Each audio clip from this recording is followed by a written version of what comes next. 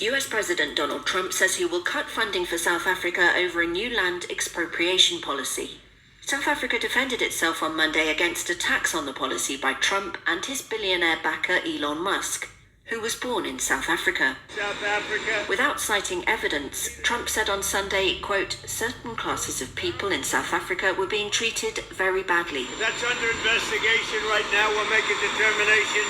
And until such time as we find out what South Africa is doing, they're taking away land, they're confiscating land, and actually they're doing things that are perhaps far worse than that.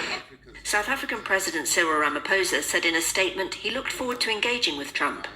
Hi friends, global affairs आप सभी का स्वागत है और मैं हूं Rahman. USA skip करेगा G20 summit जो कि साउथ अफ्रीका में होने जा रही है।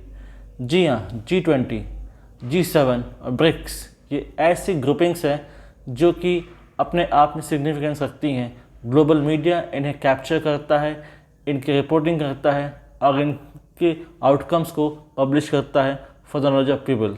ये तीनों ग्रुपिंग बहुत सिग्निफिकेंट है with the aspect of economy and their stature across the globe.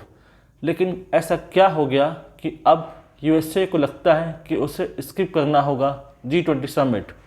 दरअसल ऐसा कहना है यूएस का कि south Africa anti America propaganda चला रहा है।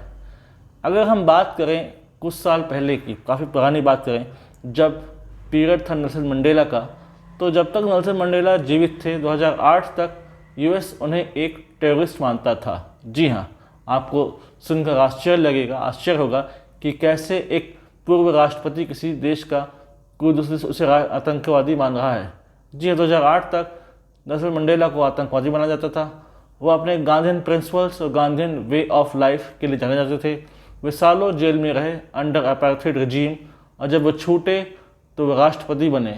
उनके पास ये सुविधा थी कि वो चाहते तो जो वाइट पॉपुलेशन है साउथ अफ्रीका की उसको पिनलाइज करें, उसको साइडलाइन करें और ऐसा कुछ करें कि जिससे वाइट पीपल्स को लगे कि उन्होंने गलत किया है। लेकिन उन्होंने ऐसा कुछ नहीं किया।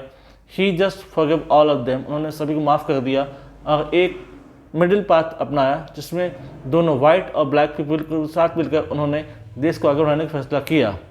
यहाँ तक कि नेल्सन मंडेला को भारत रत्न सम्मान भी दिया गया था। लेकिन कुछ ऐसा हो रहा है अमेरिका में जिसका असर हो रहा है साउथ अफ्रीका में। जब जब रिपब्लिकन्स पावर में आते हैं तो वो एक ऐसा इंस्टेंस अपनाते हैं with regard to white people, with regard to white population living in South Africa. यदि साउथ अफ्रीका की डेमोग्राफिक प्रोफाइल की बात करें तो साउथ अफ्रीका में 90% ब्लैक्स हैं, 10% वाइट्स हैं। ये 10% वाइट्स वो लोग हैं, उनके डिसेंडेंट्स हैं जो सालों पहले आकर बस गए थे साउथ अफ्रीका में फ्रॉम यूरोपियन कंट्रीज़। इन्होंने यहाँ पर इंडस्ट्रीज़ खोली, फील्ड्स एक्वायर किए, खेत एक्वायर किए, वहाँ पर लार्ज लेवल पर प्लांटेशन का काम किया और काफ़ी पैसा बनाया। जब साउथ अफ्रीका एक कॉलोनियल पावर के अंडर था और अपार्थाइड रजीम थी यहाँ पर, तब इनका दबदबा था। ये यहाँ पर मैसिव लेवल पर पैसे कमाते थे, ब्लैक्स को अपने अंडर स्लेव्स या मजदूर बना करते थे और ब्लैक्स इनकी मजदूरी करते थे। हालांकि जब अपार्थाइड रजीम चला गया, साउथ अफ्रीका आज़ाद हो गया, उसके बाद जब इक्वल पावर्स की बात हुई, इक्वल राइट्स की बात हुई, तब both blacks and whites are enjoying similar power. हालांकि कभी कभी ऐसा लगने लगता है कि कहीं ऐसा ना हो कि वाइट्स के अगेंस्ट ब्लैक पीपल खड़े हो जाएं और वो कुछ ऐसी मांग कर दें जो कि अनएथिकल लगे। ऐसा कई बार सोचा जाता है अमेरिका में रिपब्लिकन थिंक टैंक द्वारा कि हमें वाइट पीपल जो वहाँ रह रहे हैं उनकी राइट्स के बारे में बोलना चाहिए, वोकल होना चाहिए। हाल ही में साउथ अफ्रीका ने एक फैसला लिया जिसमें जो खेत हैं, जो फील्ड्स हैं owned by black white people, उनको वो रिडिस्ट्रीब्यूट कर रही है और वो ब्लैक्स पीपल को दे रही है जिनके पास खेत नहीं है, जिनके पास वे ऑफ लिविंग के लिए कुछ इनकम का सोर्स नहीं है। मतलब it is a redistribution of wealth, it is a redistribution of fields. तो इसको लेकर भी अमेरिका वोकल है, रिपब्लिकन्स नाराज हैं। यदि बात करें तो जब रिपब्लिकन्स की जगह डेमोक्रेट्स थे तब उन्होंने DEI के कॉन्सेप्ट पर फोकस किया। क्या है DEI? ये है एक्रोनिम ऑफ डाइवर्सिटी, इक्विटी और इंक्लूजन। यानी कि जितने भी सेक्शंस है सोसाइटी में उनको इक्वलिटी मिलनी चाहिए, ब्लैक्स हों वाइट्स हों वो इक्वल स्टेटस में रहें, इक्विटी होनी चाहिए और सभी का इंक्लूजन होना चाहिए इन अ वेस्टर्न सोसाइटी। तभी आपने नोटिस किया होगा कि अमेरिकन मूवीज़ में ब्लैक्स और वाइट कैरेक्टर्स को इक्वल रिप्रेजेंटेशन दिया जाता था, इक्वली वो काम करते थे। लेकिन रिपब्लिकन्स कहने के बाद से हो सकता है कि इसका जस्ट अपोजिट हो सकता है वाइट्स दोबारा डोमिनेट करें in movies, in politics, in economy और अदर फील्ड्स जो कि अभी इक्वली रिप्रेजेंटेड की जा रही है। तो इसी बात का झगड़ा है और इसी बात को लेकर ट्रंप नाराज़ हैं और वो इसको स्किप करना चाह रहे हैं। लेकिन वो G20 की वेरी जो स्ट्रेंथ है उसको भी कमज़ोर कर रहे हैं। G20 ये ग्रुपिंग है जहाँ पर दोनों डेवलपिंग और डेवलप्ड इकोनॉमी साथ आती हैं और अपने म्यूचुअल इंटरेस्ट को डिस्कस करती हैं। G20 की स्थापना हुई थी 1999 आफ्टर एशियन इकोनॉमिक क्राइसिस के बाद इसकी स्थापना की गई थी ताकि डेवलपिंग और डेवलप्ड इकोनॉमी साथ आएँ, अपने म्यूचुअल इंटरेस्ट को साथ सुलझाएँ और क्लोजली इंगेज हो ट्रेड और कॉमर्स में और प्रॉस्पेरिटी रीजन में लाएं।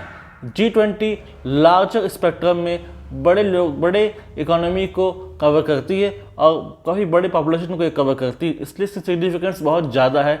ठीक वैसे ही जैसे G7 है या ब्रिक्स है। साउथ अफ्रीका के जो प्रेसिडेंट हैं सिरिल रामाफोसा, उन्होंने ये कहा है कि he is eagerly waiting to engage with Trump और वो चाहते हैं कि जितने भी इश्यूज़ हैं with regard to US South Africa relations वो जल्द से जल्द सुधर जाएँ। साउथ अफ्रीका की बात करें तो ये बहुत ज़्यादा न्यूज़ में नहीं रहता, ना इसके पास कोई बड़ी इकोनॉमी है, ना इसका कोई बड़ा मिलिट्री माइट है, ना इसका कोई ऐसा स्टेचर है जो कि इसे ग्लोबली न्यूज़ में बना रखे।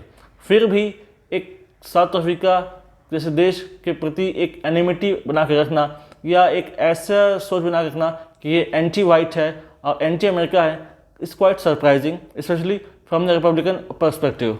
तो लेट्स सी इसमें क्या होता है, क्या वाकई इसको ट्रंप ज्वाइन करेंगे, क्या वाकई ट्रंप इस समिट में आएंगे या नहीं, ये आने वाले समय में ही पता चलेगा। लेकिन ऐसे डिसीजंस अगर वो लेते रहे तो वो आने वाले समय में खुद USA को ही आइसोलेट कर देंगे। उनके एग्रेसिव पोस्चर, एग्रेसिव डिसीजंस के कारण हो सकता है USA को बहुत नुकसान झेलना पड़े आने वाले 4 साल में, जिसके रिपरकशंस हमें फॉर लॉन्गर पीरियड देखने को मिलेंगे। इससे रिलेटेड कोई सिग्निफिकेंट इन्फॉर्मेशन आती है, I will let you know through my separate videos. Do like, comment, share, subscribe the video and widely spread this video for the knowledge of people. अगर आप हमसे जुड़ना चाहते हैं तो आप इंस्टाग्राम या टेलीग्राम के थ्रू जुड़ सकते हैं। The link is given in the description. Thank you. जय हिंद, जय भारत।